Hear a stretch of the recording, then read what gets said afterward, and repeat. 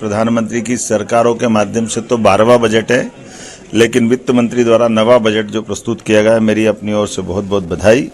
ये विकसित भारत 2047 का बजट पेश है, जिसमें गरीब, युवा, अन्नदाता और महिलाओं पर विशेष फोकस किया गया।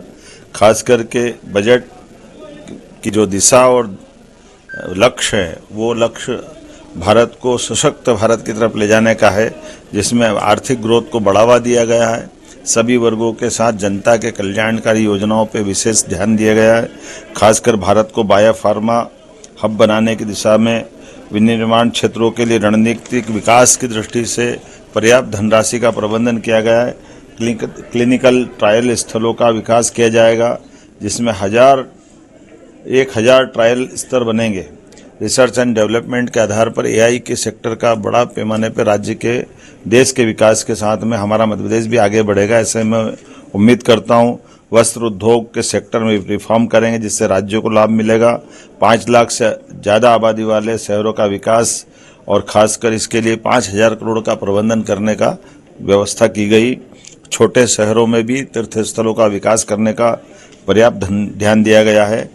केयर इकोसिस्टम के माध्यम से बुजुर्गों का इलाज सही समय पर हो जाए, इसका प्रबंधन भी किया है।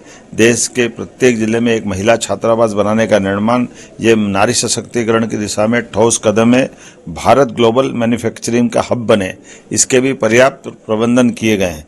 इससे कई वैश्विक देशों की चुनौतियों से निपटने में भी हमारी सरकार सक्षम होगी।